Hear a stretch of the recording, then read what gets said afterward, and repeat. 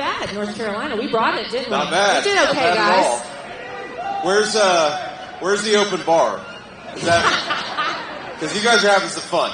It's good to be here. Thank you for doing this, Laura. Oh my gosh, I'm honored to do it. And as you heard, and I know you know this already, this is my home state. Do you guys remember, JD, you probably remember this, that Hillary Clinton said that North Carolina was going to be her firewall in 2016, and Donald Trump blew right through that firewall, didn't he? It was amazing. Yeah. Well, I don't know if you saw, Laura, because obviously Kamala Harris in the final days of the campaign, she's bringing out the big guns. Oh. And a couple of days ago, she enlisted as her chief surrogate on CNN a person who knows how to beat Donald Trump, Hillary Clinton. So when you rely on Hillary Clinton to tell you how to beat Donald Trump, your campaign's not going too well. And I think that's exactly what's true for Kamala Harris. Well, we know that. And we're going to prove it 11 days from now for sure. But it only works if everybody here gets out and votes. And make sure that they don't go vote alone, right, JD? That's exactly right. So what I always say, Laura, is don't just vote. Vote 10 times. And then, of course, because we're Republicans, people get a little uncomfortable and say, well, we only vote once, right? But here's the legal way to vote 10 times. Is you get yourself to the polls and then you take 9 of your friends and family with you. So to be clear to the reporters at the back, we don't want the Washington Post headline to be J.D. Vance encourages voter fraud in North Carolina. I'm talking about taking your friends and family to the polls because we know that the corporate media and Kamala Harris and all of her allies, they're never going to tell the truth about Donald J. Trump, but you all can tell the truth about Donald J. Trump. And if we do that, we're going to win North Carolina, we're going to turn the whole country red, and we're going to make Trump the next president.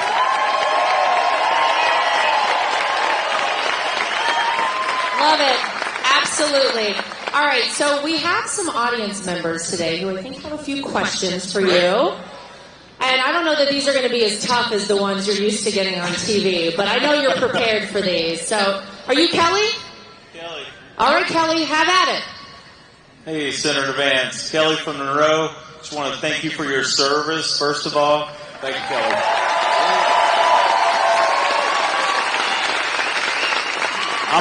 And thanks to all the veterans in the room for their service, because I'm sure there's a lot of them. God bless you guys. I'm also a Master Sergeant here in the Air National Guard out of Charlotte. Thank you, man. Amazing. And thank you to our law enforcement in the room as well. I just got back from my state active duty on Friday, got off my orders, and I've been in western North Carolina, mostly the Asheville area. And God bless you, man. That's awesome. Our mission there, I work with the Army, and I want to say this as an Air Force guy. The Army was amazing to work with. We're brothers and sisters in this, and we did so much good while we were there. And I just want to say, I thank them a lot for what we did. Our mission was to go out and knock on doors, do welfare checks on the elderly, the poor, people in rough situations. We delivered food, water, essentials, and more. We did a lot.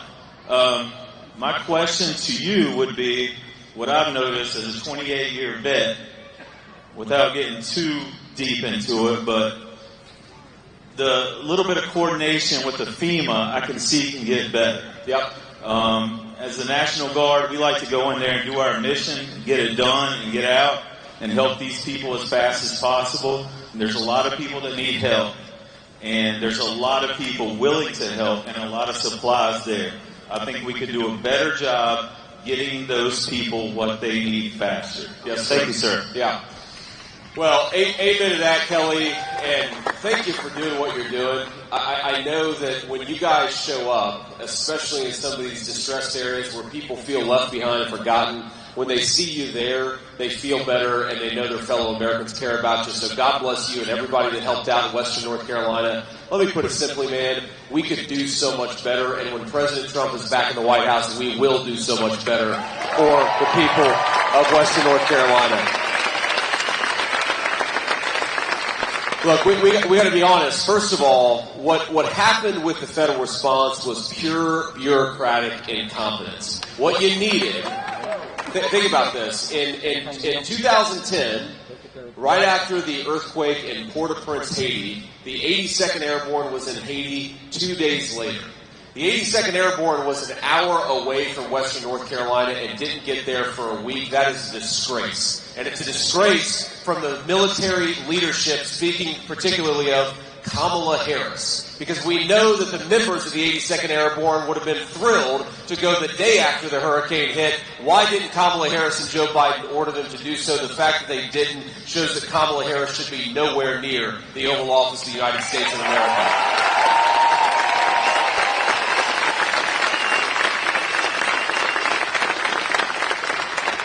But it's just straightforward incompetence. When you have these different agencies, right? We've got all these 3- and 4-letter agencies. They've got a job to do. And look, let's be honest, some of them on the ground are doing a very good job. But when you have this bureaucrat who's got this territory and this bureaucrat that's got that territory, sometimes what you need to cut through all the red tape and to cut through all the garbage is you need leadership.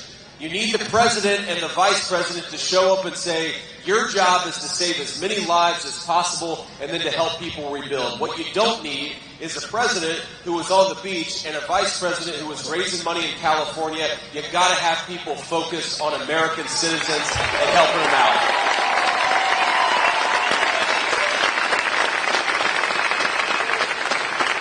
And I just want to say one thing about this, Kelly. Obviously, thank God this storm is in the past. Now we've got to help people in Western North Carolina rebuild and try to make as much out of a very tough situation. That's where we are now. But we got to remember that Western North Carolina is part of the Appalachian region of this country.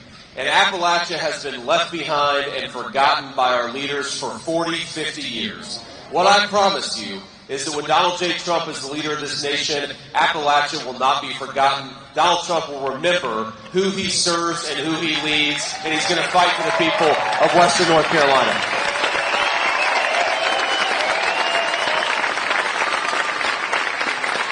Couldn't agree with you more.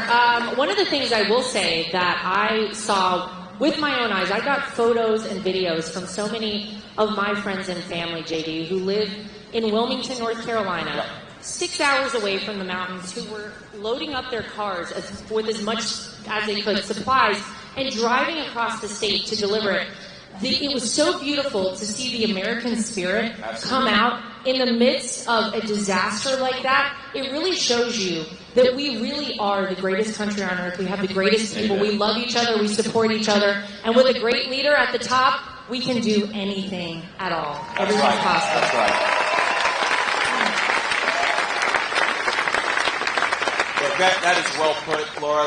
About 10 days after the hurricane hit, we actually were talking with some pilots, just volunteered to fly food and water and medicine. They did it because they love their fellow citizens and they love their country. You're absolutely right. We've got the best people. We've got generosity of spirit in the United States that nobody else in the world can match. We just got to fix the broken leadership of Washington, D.C. That's what we're going to do. And we will. That's why we're here. All right, I think we have Beth with a question. Where is Beth? Oh, there she is. You're right there. Senator Vance, my name is Beth, and I'm from right here in Monroe. And like many parents, I'm concerned about immigration. Yesterday, the front page of the New York Post reported that last year, the benefits we are providing illegal immigrants cost us $150 billion. To put that in context, the entire budget for the state of North Carolina last year was $33 billion. So how soon will President Trump close the border? Thank you.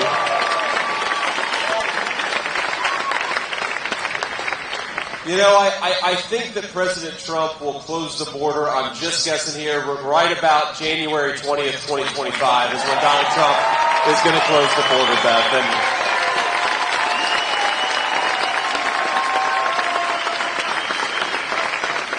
you know what? One of the things, Beth, the press does and Kamala Harris's campaign does is they try to make us feel like bad people for believing in border security. They say that border security is not compassionate, but then they miss the fact that 320,000 children have effectively gone missing thanks to Kamala Harris's open border. It's not compassionate to those children, and it sure as heck isn't compassionate to the American citizens who are suffering under this terrible border crisis. Now, we talk all the time about fentanyl, and we should, because it's 100,000 American citizens who are dying because of this poison the cartels are bringing into our country. We don't talk as much about the fact that hospital wait times, emergency room wait times, have gone up radically in the United States of America because we've got a lot of illegal aliens who are getting put in front of line of American citizens. We talk about the price of housing, which has gone up 40%. That's what happens when you have 25 million people and you put them in homes that ought by right go to American citizens. We talk about schools.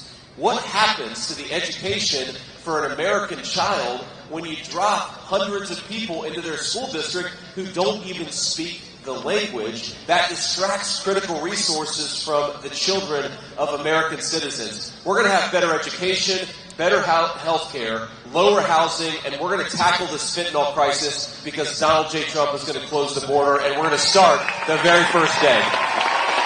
Thank you, Ben.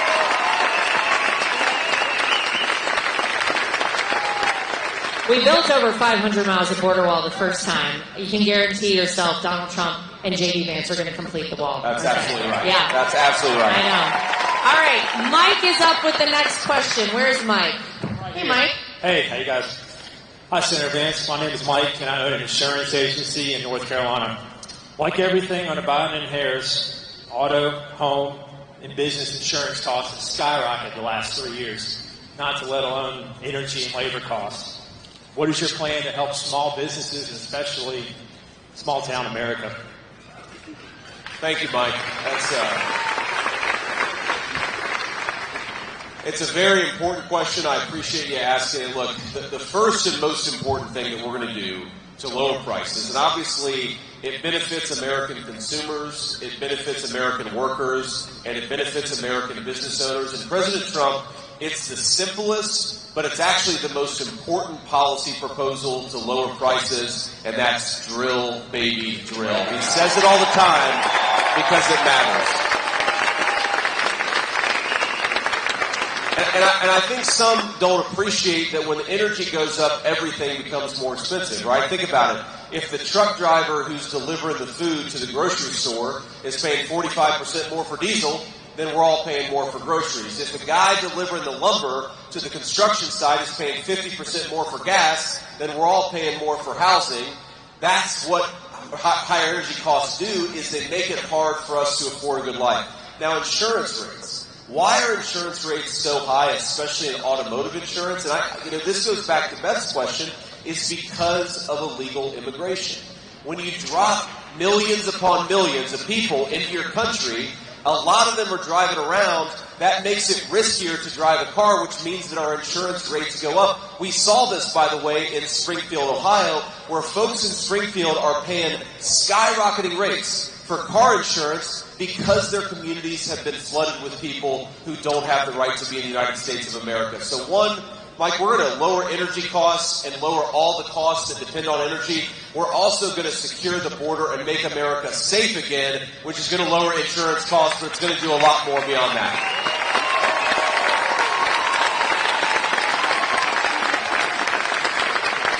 You know, on the way here, JD, I noticed at a local gas station, it was $3.10 a gallon. Anybody remember the low when Donald Trump was in the White House? $1.87 a gallon was how much gas cost when Donald Trump was in the White House. There's something that I don't think gets talked enough about, but our strategic petroleum reserve. Remember what Joe Biden and Kamala Harris did to that? And can you explain to everybody why that's important, why it's there? And will we refill it so that if we need it, it is available? Yeah, so, Laura, this is such a good question. This is the scandal that the American media never talks about in the run-up to the 2022 midterms, because Americans were rightly very angry about high gas prices. Joe Biden and Kamala Harris, they drained the strategic petroleum reserve. That is the reserve of oil that we have in case, God forbid, we get into a war with a foreign adversary. they drained it to lower the cost of gasoline to hide from their own bad energy policies. And of course, as soon as they left office, what happened? Gas is now $3.10 a gallon at this gas station down the street. And you think it's not going to get worse? If Kamala Harris gets 4 more years, gas prices, we're going to be praying for $3.10 gasoline. It's going to be $5 a gallon because she has declared war on American energy, and she has said herself she wants this country to go completely gasoline-free by 2040, or at least her surrogates have said that. That's going to bankrupt this country. It's going to drive up the cost of energy. But think about this. Kamala Harris drained our strategic reserve of oil so that she could win an election. What else would she do to win an election, and how much more would she sacrifice your interests and our prosperity for her own political gain? We can't reward that kind of politics, which is why I think we ought to send Kamala Harris back to San Francisco, where she belongs, and not to the Oval Office.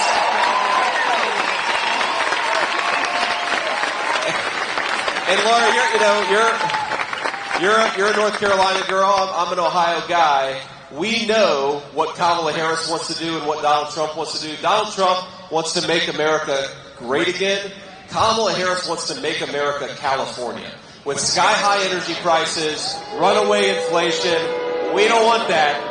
Let's go the Trump way. Let's make America great again and keep America clean, safe, and secure.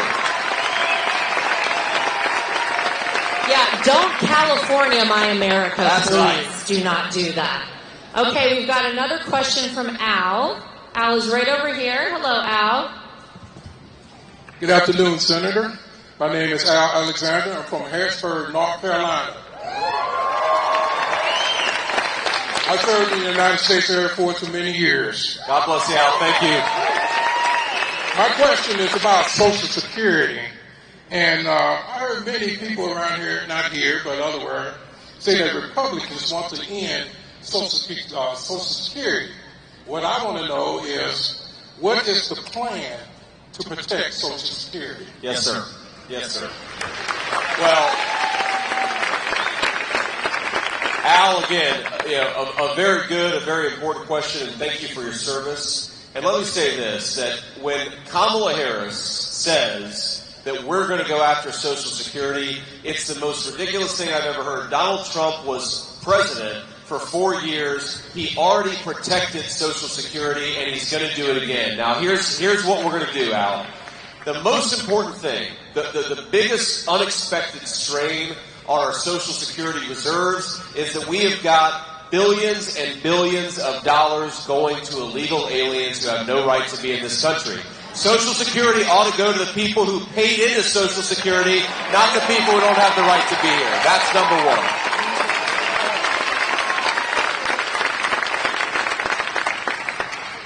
And the second thing, Al, I mean, look, Social Security, if you get the illegal aliens off of Social Security and you stop politicians from raiding the Social Security budget to pay for their ridiculous spending, we actually can very easily get Social Security on a sustainable pathway, but we've got to stop people like Kamala Harris from, one, trying to give it to illegal aliens, and two, raiding Social Security to pay for her radical ideas. We do those two things, we're going to protect Social Security. And Al, that's exactly what we want to do. We want to keep America's promises to our seniors. Donald J. Trump believes that as much as anybody in this country. He's already done it. He's going to do it again. Thank you, Al. You know, JD, while we're on the subject of lies from the Democrats, I mean, I don't know how much time y'all got tonight. But let's quickly just make it very clear. For anybody watching, listening, or anybody want to tell your friends, the lie of Project 2025. And why is it that the Democrats would go out of their way, knowing it is a lie, JD, knowing that Donald Trump has said this has nothing to do with him, why would they go on and continue to tell this lie? Well, Laura, you just asked me to enter the mind of Kamala Harris, and that's a Please very don't. dark place. But my guess is she talks about this because she's got nothing else to talk about, and she can't run on her record, right? Kamala Harris can't run on lowering the price of groceries because groceries went up by 25% under her leadership. She can't run on lowering the price of housing because housing is 40% more expensive because of her leadership. And we know she can't run on closing the border because she opened the border. So what she's going to do is lie about Donald J. Trump instead of tell the American people that she screwed up and they shouldn't send her anywhere near the Oval Office. Now, I happen to think that if Kamala really believes what she says, Laura, and she really wants to lower the price of groceries and lower the price of housing and secure the southern border, she is welcome to vote for Donald J. Trump. There's 11 days left, and we'd welcome. But the spirit of bipartisanship is alive in this hangar. We would welcome the support of Kamala Harris. I think it'd be the most honest thing she'd done in public life. But Laura, you know, and Al, your question made me think about this. So Laura and I both have toddlers, right, or close to it. Your kids are a little bit older. I've got a 7, 4, and 2-year-old. And the thing I'll tell you about toddlers is that when they lie kind of like Kamala Harris does. And here, let me give you an example, okay? So I'm a baker. You may be surprised that me and my 4-year-old... You know who I am, too? Yeah. Yeah, I went to culinary school. That's awesome. I didn't know that. I know, go ahead. Sorry to interrupt your story. I love that we know this about each other now. You know, I'm a baker. So my 4-year-old boy and I were baking an Oreo cake a couple weeks ago. And you got to, like, break up the Oreos and put it in the cake. And I go to the bathroom and I come back and half the Oreos are gone. And I say, son, what happened to the Oreos? And he didn't kind of say, the dog ate them or one of my siblings ate them. He said, I didn't eat the Oreos, you did. And this, Al, is Kamala Harris is trying to bankrupt Social Security, but you talk to her about it and say, oh, no, I'm not trying to do that, you did. Or Kamala Harris, you open the border, she's actually running on the idea that the reason the border is open is not because of her policies. She's been in power the last 4 years. It's because of Donald J. Trump. That kind of lying is so brazen and so dishonest. Only 4-year-olds and only Kamala Harris accuse us of doing the very thing she's already done. I love it. Or she'll just rip it off. Like no tax on tips. She'll just rip it off if she needs to, right? All right, next question is Joe. Where is Joe? Hello. Hello. Hey, Senator Vance. How you doing, man? Welcome back to North Carolina. My name's Joe. I'm here with my 3 boys, Sam, Jack, and Joey. Good-looking crew? Yes. We're from Cornelius, North Carolina. I'm also a U.S. Army veteran, and thank you for your service.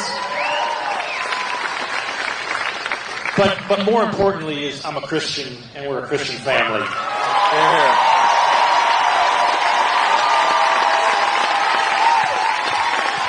Jesus is Lord. Millions of Christians are expected not to vote in this election. What is your message to Christians, leading up to 11 days to the election? Yes, sir. Well, again, Joe, thank you for your service and thanks for bringing your family to such an important event. I hope that you guys don't look like you're old enough to vote yet. Is that right? Well, if I was Kamala Harris, I'd say register them anyway, but it's okay. We'll wait. We'll wait, Joe. But I've heard this statistic, Joe, that 30 million church-going Christians aren't even registered to vote in the United States of America. And I really think look, we've got to get people who care about religious liberty out there to vote.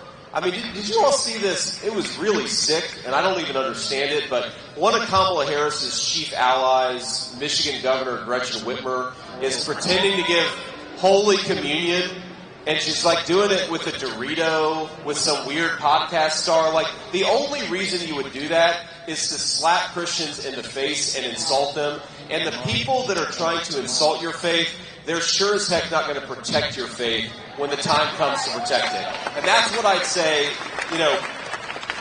whatever the issue is, right? I mean, Kamala Harris wants to force Christian hospitals to perform really, like late-term abortions, right? She's actually proposed that. They want to force nuns to close up shop because the nuns won't do their ministry the way that Kamala Harris wants them to. I happen to believe that we're a big enough country where we can respect people's religious right of conscience. Let them practice their faith how they want to. Don't tell the federal government that they get to dictate people's faith to them.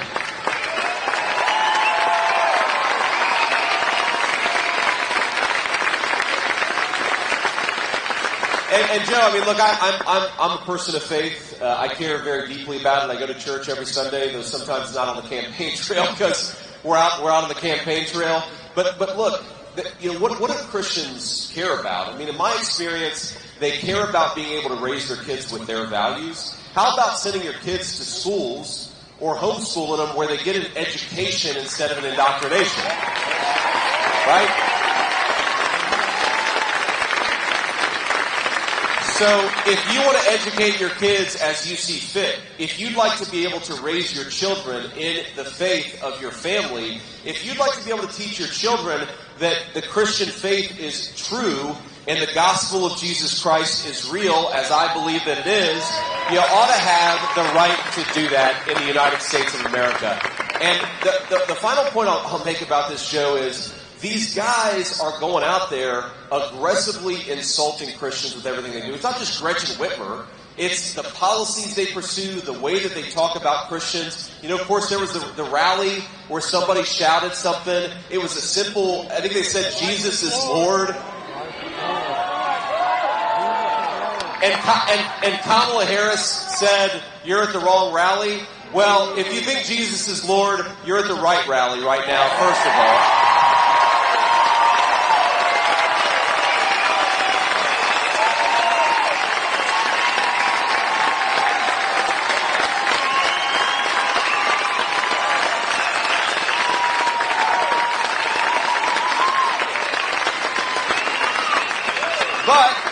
But I'll say this too, Joe. Even if you don't share my religious faith, I'm still going to fight for your right to practice your faith as you see fit, because my obligation is to the Constitution. It'd be good if Kamala Harris agreed. And how about the fact that when Donald Trump got back in the White House, we could finally again say Merry Christmas. That was nice. I heard Kamala doesn't like that very much, but that's okay. You know, I am often reminded, time and time again, how close we are to World War III, JD. It's a very scary thing, I think, for a lot of people. And I think back to a time when Donald Trump was in the White House, first president in 82 years with no new wars under his leadership. We had the Abraham Accords, of course, in the Middle East, historic peace agreements that people said would never happen.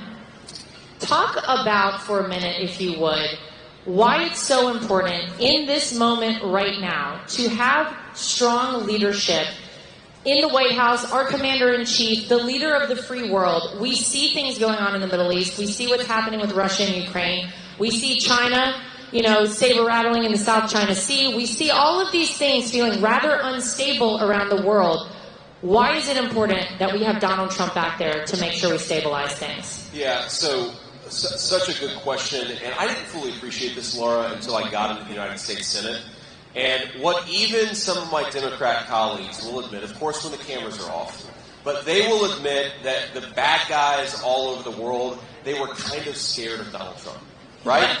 and that fear kept a lot of aggression in check, and it kept a lot of wars that otherwise would have started from starting in the first place. And why do you have Russia invading Ukraine during Kamala Harris's watch? And why do you have Iran and Hamas attacking Israel during Kamala Harris's watch? And why do you have China saber-rattling during Kamala Harris's watch? It's because who could possibly fear Kamala Harris? No one. Right? I don't even say that to make fun of Kamala Harris, a little bit for that reason. But more importantly, think about this. This is a woman who is terrified of softball media interviews, and we think that she's going to sit in a room with Vladimir Putin and Xi Jinping. Look, Laura, I was raised by a grandmother who was a devout Christian, by the way, but also loved the F word. She was a woman of many tensions. But my grandmother was tough. She was smart and she was tough. I can't imagine having somebody like Kamala Harris, who's terrified of her own friendly media negotiating on behalf of the United States. You think it's bad now, and it is bad now. It's only going to get so much worse because this stuff compounds on itself, right? One bad domino falls, and then another bad domino falls, and then all of a sudden, God forbid, you're in a major world conflict. And the other thing that Donald Trump, I think, the president really appreciated something that many American leaders have forgotten. President Trump appreciated that the most precious resource we have in the United States of America, and I know we've got a lot of folks here today who fit this description, is the people who put on the uniform and are willing to sacrifice their lives for their fellow citizens. That's an amazing thing.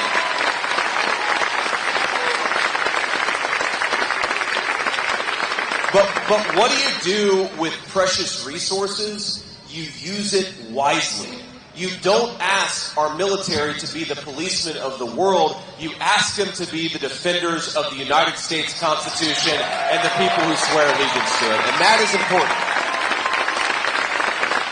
That peace through strength approach, but also the smart diplomacy, right? Peace through strength, smart diplomacy. That's the record of Donald Trump. And Laura, you remember this, I'm sure, better than I do. But remember when they said, the media and people like Kamala Harris said that we'd have World War III? Oh. Again, it's another you stole the cookie, not me. They're on the verge of World War III, and they have the audacity to say that Donald Trump, the president of peace through strength, is anything but. We need to get back to stability in the world, and Donald Trump is the only guy who's going to deliver it. Absolutely. All right. We have time for one last question. Our lucky last question is coming from John. Hey, John. Hi, Senator Vance and Chairwoman Trump. I'm John from Raleigh, North Carolina, and I'm currently in law school, and I'm worried about the opportunities for the future. And under Sleepy Joe and Kamala, inflation has been catastrophic, and the economy is a disaster. Sure. So what are the Trump-Vance team going to be able to do to bring down this record-hot inflation and create more economic opportunities for younger Americans? So I appreciate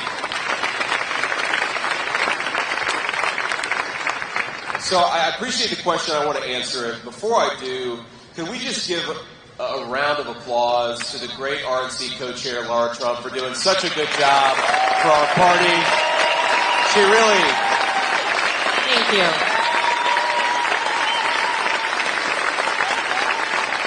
They're not cheating in this election, I can tell you that much. That's right. But one of the things, Laura, I think you've done is give people faith in this election. And obviously nothing's ever going to be perfect. It never was. It never will be. But we are in a much better position in 2024 thanks to the leadership of Laura Trump. So get out there and vote. Get out there and vote. Yeah. Just don't clap. Get out there and vote because we're winning North Carolina, but we're only going to keep winning it if we work our tails off for the next 11 days. Now, I want to answer your question, man, because, look, in some ways I'm heartbroken at the sentiment behind the question because the American dream, man, is the story of my life. I was raised by my grandmother. We didn't always have a whole lot of money, but we always had faith in the promise of this country. I genuinely believed, even when times were really tough, that because this was the greatest country in the world, so long as I worked hard and played by the rules, I would be able to achieve my dreams. And to me, that was above running for office or starting a business or writing a book. That was getting married and having a family, and that's the way in which this country has been best to me. So we've got 3 beautiful little kids. There's sometimes hellions, but we love them anyway. And that's the way in which the country's been so good to me. And what I worry about is unless we get better leadership, man, the next generation is not going to be able to talk about the future in the way that I was able to talk about the future when I was growing up in Middletown, Ohio. I think there are a couple things that we've got to do. So number one is you've got to make it easier for young Americans to build wealth in this country. We've got way too many Americans, way too many young people. They're mired in credit card debt. Credit card delinquencies have shot through the roof over the last few months. They have no prospect of owning a home. They have no prospect of really building a life. I don't want young Americans to be paupers, to be permanent renters in the society built by their parents and grandparents. I want them to have a life. And that life, I think, starts with owning a stake in this country.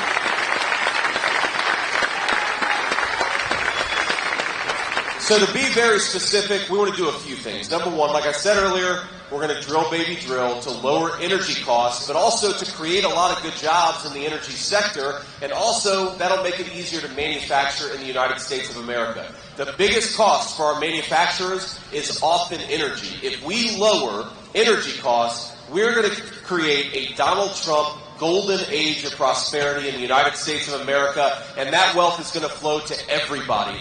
Young, old, rich, and poor. That golden age of prosperity is fundamentally why Donald Trump is running for president this time around.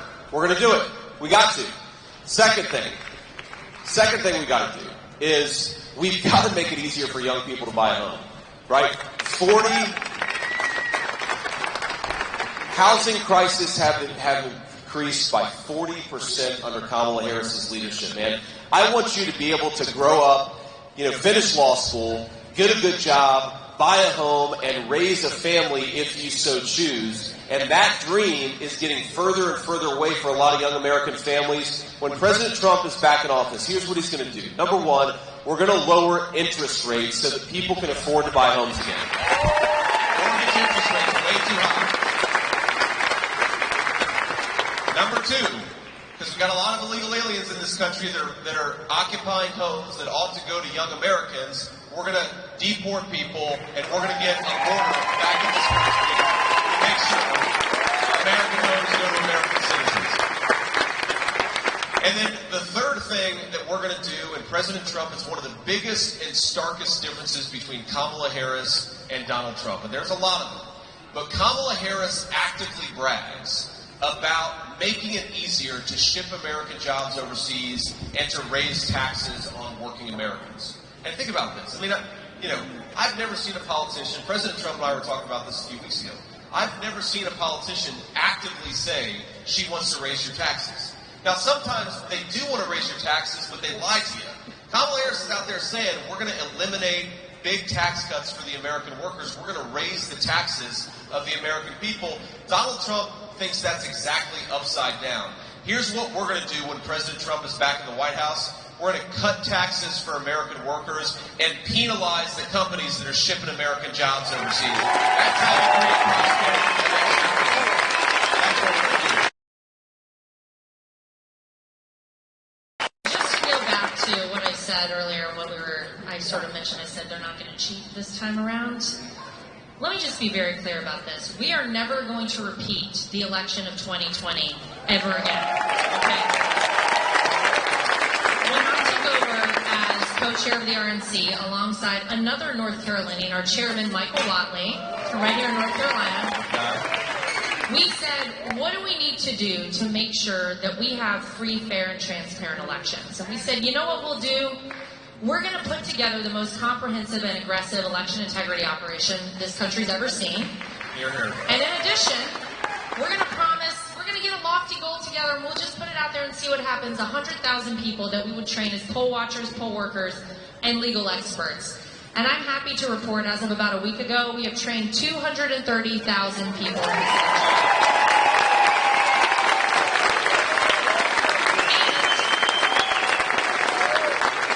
But wait, there's more. We have decided that it's time we send a clear message. We're not going to tiptoe around these things. If you're a person who is going to cheat in an election, we will find you, we'll track you down, and we'll prosecute you to the full extent of the law. And if you are illegally voting in our elections, JD, and you are a person who is not a legal citizen and we find out you're voting, we're going to prosecute you to the full extent of the law. That means you're leaving this country.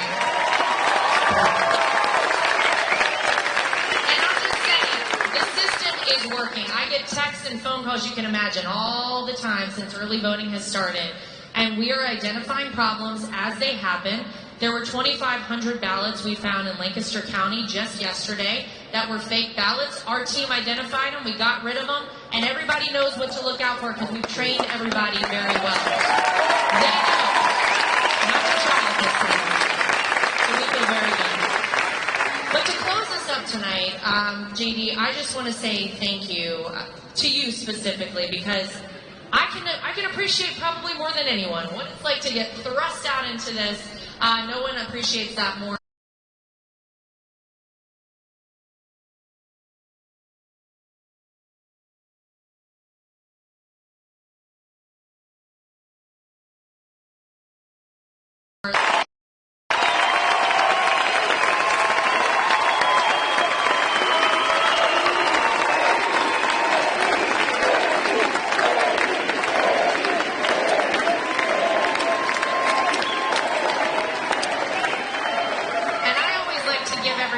just a little something to leave with. If you guys need to get a little hyped up over the next 11 days, do yourself a favor. Go look up on YouTube all the videos, JD, of all the folks in the mainstream media on November 8th, 2016, reporting that Donald Trump was winning state after state after state. Donald Trump wins Ohio. Donald Trump wins Florida. Donald Trump wins North Carolina.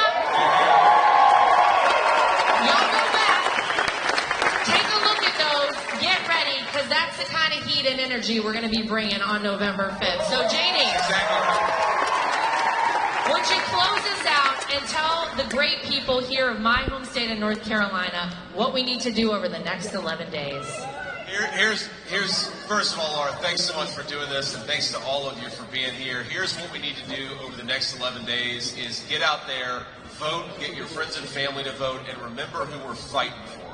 I'm going to tell you just a very brief story, if I may, of a woman, a 40-year, she's a retiree, but for 40 years, her and her husband had done steak night on Friday night. And I'm not talking about buying a fancy steak at a steakhouse. I'm talking about going to the grocery store. And that was their ritual, and they did it in good times and bad until last year. Because grocery prices got so high that under Kamala Harris and Joe Biden's leadership, they had to give up this family ritual that gave them a lot of meaning. When we're going out there and we're working, and I know all of us are going to work as hard as we can, remember that what we're fighting for is to allow our people to live a good life in the country that all of us love. We've got the best people, the best resources, the most generous human beings anywhere in the world. The only thing that is broken about our country is the failed leadership of Kamala Harris. Let's change that and give the people